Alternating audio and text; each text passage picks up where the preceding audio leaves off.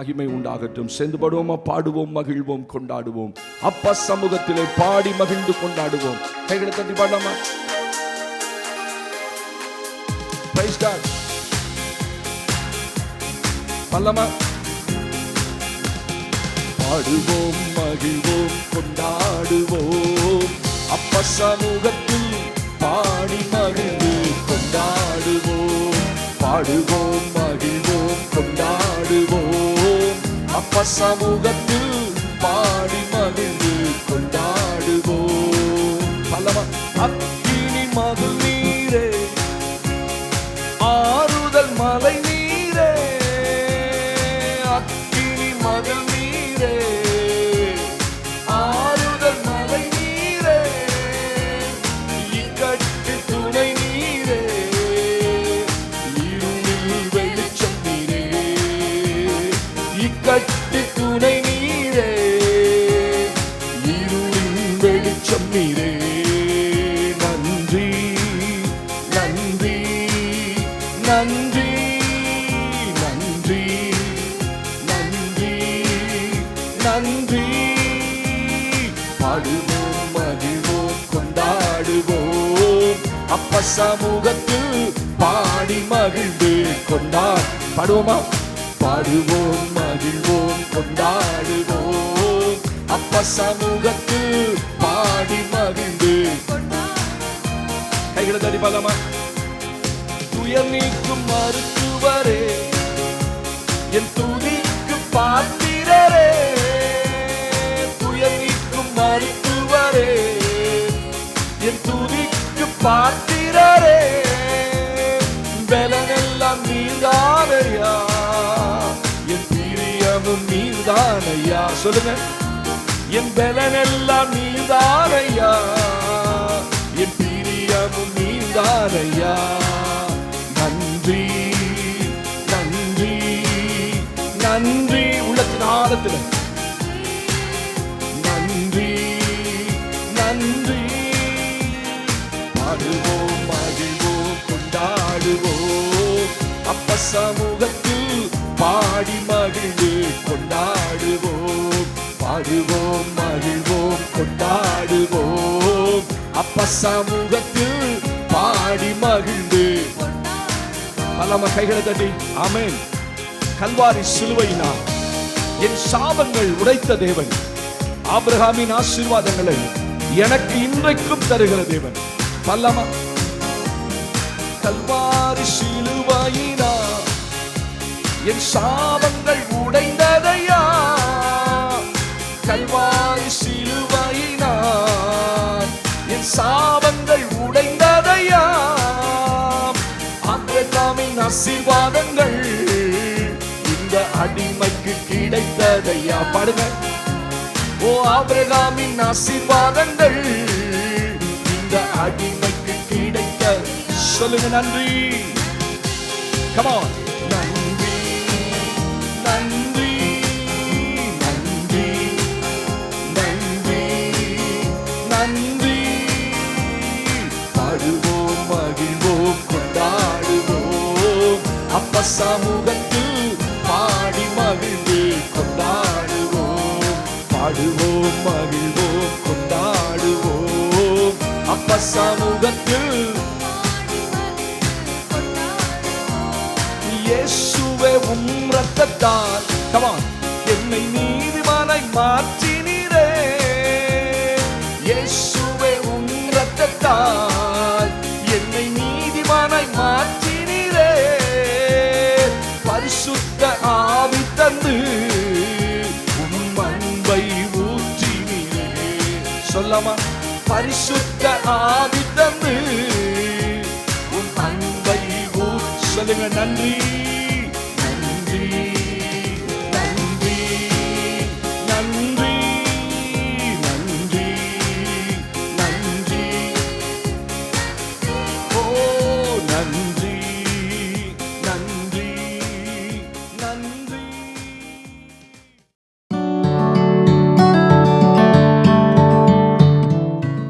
கர்த்தர் புதிய மாதத்தை கொடுத்திருக்கிறார். ஆமென்.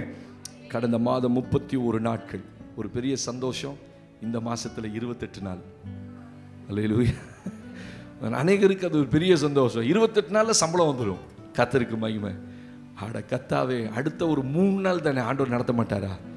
நிறைய பேத்துக்கு என்ன சந்தோஷம்? இந்த மாதம் 28 நாளில் சம்பளம் வந்துடும். இந்த மாதம் முடிய போகுது. அப்பா, என்னமோ 28 நாளைக்கு 31 நாளைக்கு ரொம்ப தூரம் இருக்கிற மாதிரி 3 நாள் குறித்து ரொம்ப சந்தோஷப்படுவோம்ல. இல்லை, 28 நாளையும் நடத்துகிறவர் அவர் தான், 31 நாளையும் நடத்துகிறவர் அவர் தான். அல்லேலூயா. கர்த்தர் நல்லவர். இந்த பிப்ரவரி மாதத்திலே ஆண்டவராக இயேசுவின் நாமத்திலே உங்களை வாழ்த்துகிறேன், சபையை வாழ்த்துகிறேன். யூடியூப்பில் பார்க்குற உங்கள் ஒவ்வொருவரையும் நாங்கள் வாழ்த்துகிறோம். இன்றைக்கு ஒரு நல்ல வார்த்தையை நாம் வாசிக்க போகிறோம். ஏசாயா தீர்க்க தரிசன புஸ்தகம் 25ஆம் அதிகாரத்தை எடுத்துக்கொள்வோம். The book of Isaiah chapter 25, 25ஆம் அதிகாரத்திலே ஒரு நல்ல வார்த்தையை ஆண்டவர் அங்கே வைத்திருக்கிறதை பார்க்கிறோம். 9ஆம் வசனத்தை நாம் வாசிக்க கேட்க போகிறோம். ஏசாயா 25:9. அக்காலத்திலே இதோ இவரே நம்முடைய தேவன், இவரே நம்முடைய தேவன், இவருக்காக காத்திருந்தோம், இவர் நம்மை ரட்சிப்பார், இவரே கர்த்தர், இவருக்காக காத்திருந்தோம், இவருடைய ரட்சிப்பினால் களி கூர்ந்து மகிழ்வோம் என்று இந்த மாதத்திலே சொல்லப்படும். ஒரு ஆமென் கை உயர்த்தி அல்லேலூயா சொல்லுங்க. கர்த்தருடைய பரிசுத்த நாமம் மகிமைப்படுவதாக. ஏசாயா தீர்க்கதரிசியின் மூலம் ஆண்டவர் இஸ்ரவேலருடைய ஏக்கங்களுக்கு பதில் கொடுக்கிறார். ஒரு மனுஷனுடைய வாழ்க்கையில நிறைய ஏக்கங்கள் இருக்கும், அவனுக்குள்ள நிறைய தவிப்பு இருக்கும். ஸ்தோத்திரம். தாவீது சொல்றான், என் ஏக்கங்கள் எல்லாம் உமக்கு முன்பாய் இருக்கிறது, என் தவிப்பு ஒன்றும் உமக்கு மறைவாய் இருக்கவில்லை. அப்போ ஒரு மனிதனுக்குள்ள 2 இருக்குது, ஏக்கமும் தவிப்பும். அநேக ஏக்கங்கள் நமக்குள்ள, இது இப்படி ஆகாதா, இது இப்படி நடக்காதா, இந்த காரியம் இப்படி மாறாதா, தவிப்பு. ஸ்தோத்திரம். ஏக்கங்களையும் தவிப்பையும் தேவன், நம்ம இருதயம் சிலத்தை தவிக்குது. இந்த மாதமாக இந்த காரியத்தில் நான் ஆசீர்வாதமாக இருக்க மாட்டேனா, இந்த காரியம் இப்படி சேஞ்ச் ஆகாதா. அப்போ ஒரு மனிதனுக்குள்ள இருக்கிற ஏக்கங்களையும் தவிப்பையும் யார் அறிவார்? கர்த்தர் அறிவார். அல்லேலூயா. அப்ப இஸ்ரவேலருக்குள்ள ஒரு ஏக்கம் இருந்தது, இஸ்ரவேலருக்குள்ள ஒரு தவிப்பு இருந்ததை பார்த்து ஆண்டவர் சொல்றாரு, ஸ்தோத்திரம், அக்காலத்திலே, நம்ம இந்த மாதத்துல எடுத்துக்கணும், இதோ இவரே நம்முடைய தேவன், இவருக்காக காத்திருந்தோம். அல்லேலூயா. இவர் நம்மை ரட்சிப்பார். அப்ப இவர் நம்முடைய தேவன், இவருக்காக காத்திருந்தோம், இவர் நம்மை ரட்சிப்பார். அது ஒரு பகுதி. 2வது சொல்றாரு, இவரே கர்த்தர், இவருக்காக காத்திருந்தோம், இவர் ரட்சிப்பினால் களி கூர்ந்து மகிழுவோம் என்று சொல்லப்படும். அப்ப 2 பகுதியா இதை பார்த்து பிரித்து வாசிப்போமானால், முதல் சொல்றாரு இவரே நம்முடைய தேவன், அடுத்து சொல்றாரு இவரே நம்முடைய கர்த்தர். ஒரு ஆமென்னு சொல்லுங்க பாப்போம். அல்லேலூயா. இந்த 2 வசனத்துக்கும் வித்தியாசம் இருக்கு. ஸ்தோத்திரம். ஆண்டவருக்கு மகிமை உண்டாக. அப்ப இந்த மாசம் என்ன வாக்குத்தத்தம் நமக்கு? இந்த கடைசி பகுதியில் இவருடைய ரட்சிப்பினால் களி கூர்ந்து மகிழுவோம். இந்த மாசம் களி கூர்ந்து மகிழுகிற மாதம்.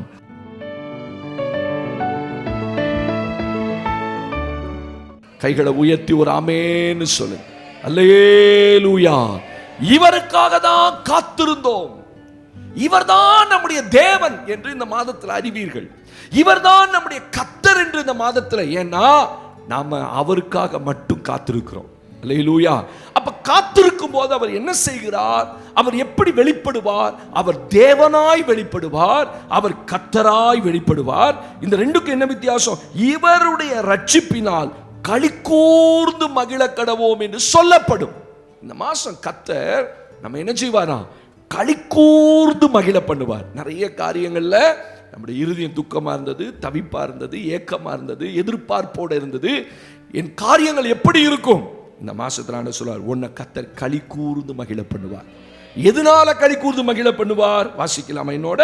ஏசாயா 65ஆம் அதிகாரம் கர்த்தருக்கு மகிமை உண்டு. உங்க வாழ்க்கையில ஒரு பெரிய களிக்கூறுதலையும் மகிழ்ச்சியையும் கர்த்தர் இந்த மாதம் கொடுப்பார். எப்படி கொடுக்க போகிறார்? எஸ்ஐயா 65ஆம் அதிகாரத்தில் 18-19 வசனங்களை என்னோடு கூட நீங்கள் வாசிக்க கேட்க போகிறீர்கள். 65ஆம் அதிகாரம் 18-19 வசனங்கள். நான் சிருஷ்டிக்கிறதினாலே நீங்கள் என்றென்றைக்கும் மகிழ்ந்து களிகூர்ந்திருங்கள். இதோ எருசலேமை களிகூறுதலாகவும் அதன் ஜனத்தை மகிழ்ச்சியாகவும் சிருஷ்டிக்கிறேன். நான் எருசலேமின் மேல் களிகூர்ந்து என் ஜனத்தின் மேல் மகிழ்ச்சியாய் இருப்பேன். அழுகையின் சத்தமும் கூக்குரலின் சத்தமும் அதில் இனி கேட்கப்படுவதில்லை. ஒரு ஆமென் கைகளை உயர்த்தி சொல்லுங்க. வசனத்தை நல்லா அண்டர்ஸ்டாண்ட் பண்ணி பாருங்க. ஆண்டவர் தன்னுடைய பிள்ளைகளை எப்படி மகிழ்ச்சி ஆக்குவார், எப்படி களிக்கூற பண்ணுவார். தேவனுக்கு மகிமை. அல்லேலூயா. வசனம் தான் உங்களை சந்தோஷப்படுத்தும். ஆமென். 1000 வார்த்தைகள் உலகத்தில் உங்களுக்கு வந்தாலும், உங்களுக்கு நீங்களே அநேக பாசிட்டிவான வார்த்தைகளை பேசிட்டாலும், மனுஷன் என்ன சொல்றான்? நிறைய பாசிட்டிவான வார்த்தைகளை பேசுங்க. அப்படி பேசுறதுனால ஒரு மனுஷனுடைய வாழ்க்கை மாறுமா அப்படின்னா சைக்காலஜி பிரகாரம் மாறலாம். ஆனா தேவனுடைய வார்த்தை தான் உண்மையான சந்தோஷத்தையும் உண்மையான களிக்கூறுதலையும் நம்முடைய வாழ்க்கையில. அப்ப ஆண்டவர் எதனால இந்த மாசம் நம்மளை களிக்கூற பண்ணி மகிழ பண்ணுவார்? நான் சிருஷ்டிக்கிறதினால். ஒரு ஆமென் சத்தமா சொல்லுங்க. 18ஆம் வசனத்தில் என்ன சொல்றாரு? நான் சிருஷ்டிக்கிறதினாலே நீங்கள் என்றென்றைக்கு மகிழ்ந்து களிக்கூர்ந்திருங்கள். இதோ எருசலேமை களிக்கூதலையும் ஜனத்தை மகிழ்ச்சியாய் வைப்பேன். நான் எருசலேமின் மேல் களிக்கூர்ந்து என் ஜனத்தின் மேல் மகிழ்ச்சியாய் இருப்பேன். அழுகையின் சத்தமும் கூக்குரலின் சத்தமும் கேட்காது. அப்ப ஆண்டவர் சிருஷ்டிக்கிறதுனால ஒரு களிக்கூறுதல். சிருஷ்டிப்புன்னா என்ன? ஒன்றுமில்லாமல் இருந்து ஒன்றை உருவாக்குவதா சிருஷ்டிப்பு. அதியாமத்தின் புஸ்தகம் 1ஆம் அதிகாரத்தில் நம்ம நினைவு கூறுறோம், வாசிக்க வேண்டாம். ஆண்டவர் எல்லாவற்றையும் நன்றாய் சிருஷ்டித்தார்.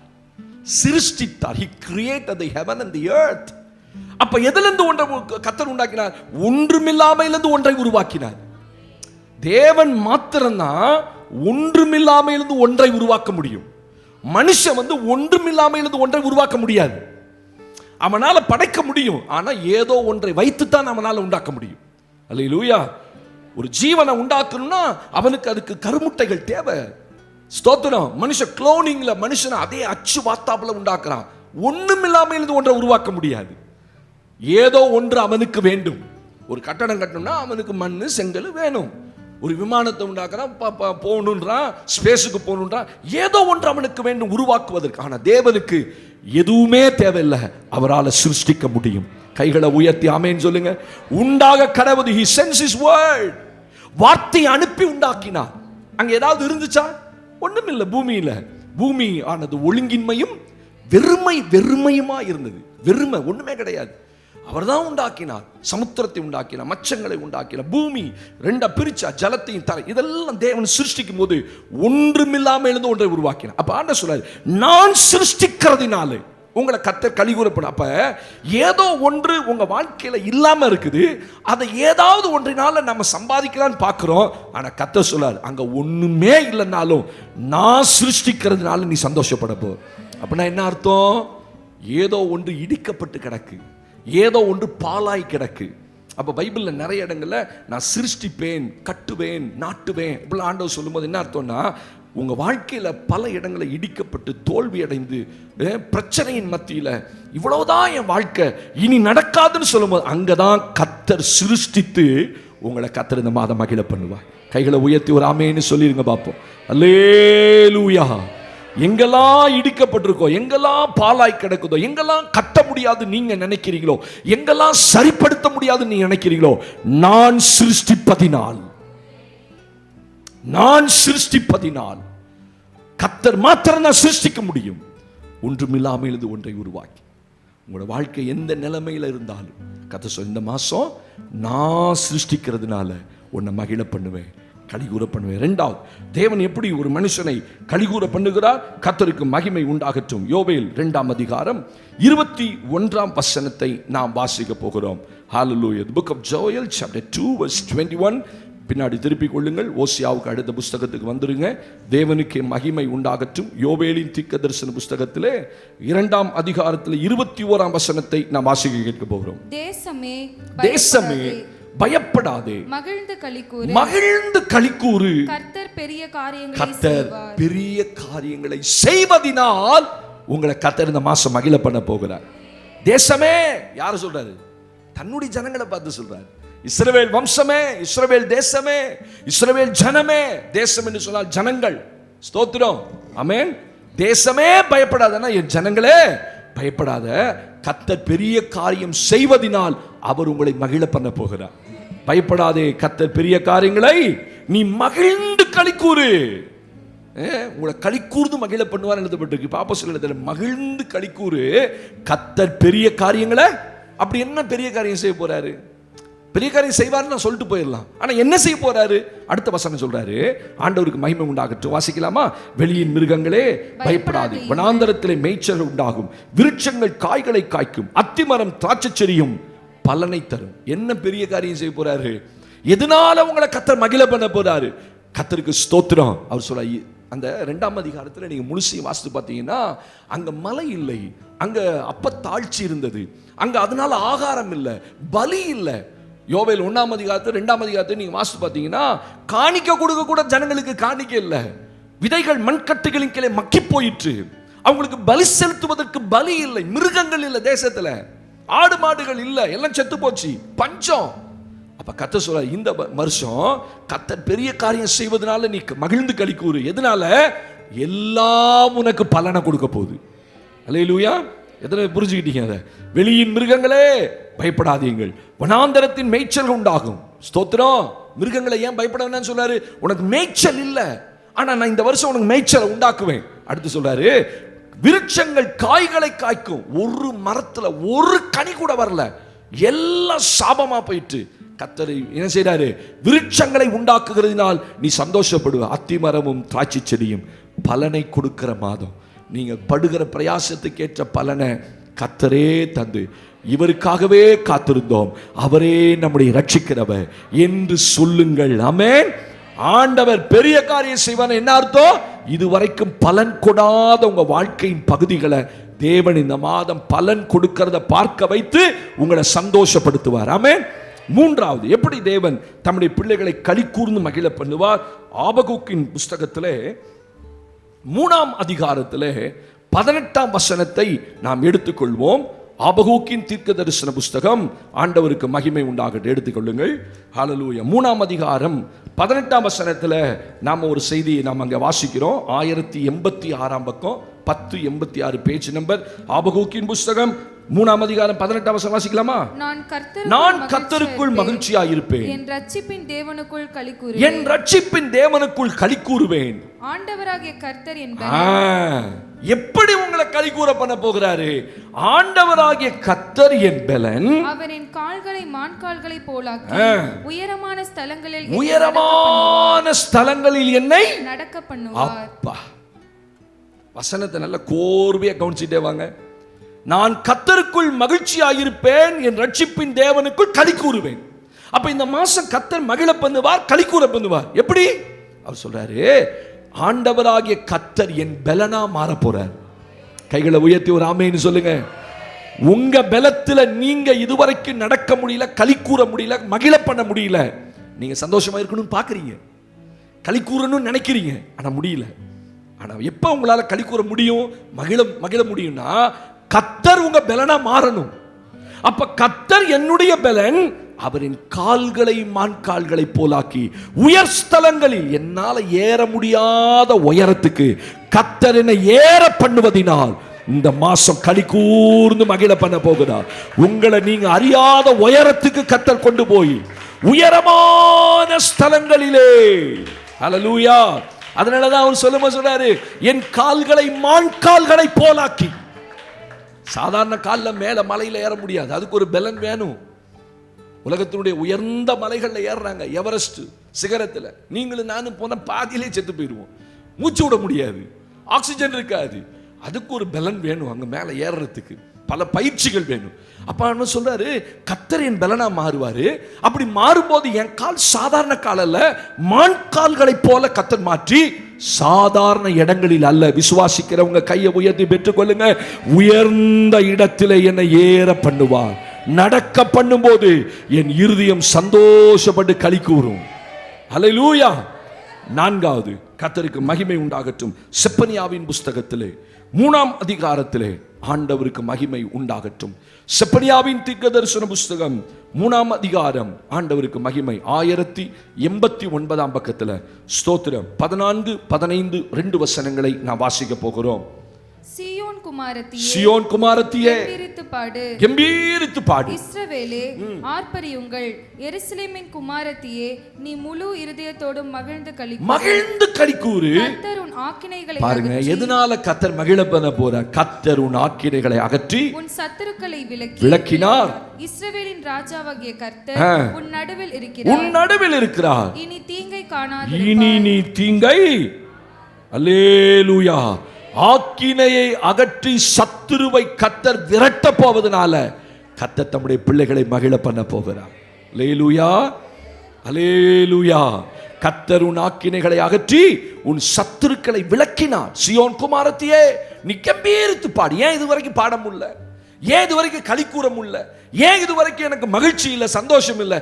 என் சத்துரு என்னை விட்டு போகல, என் ஆக்கினைகளை தேவன் அகற்றாம இருந்தார்.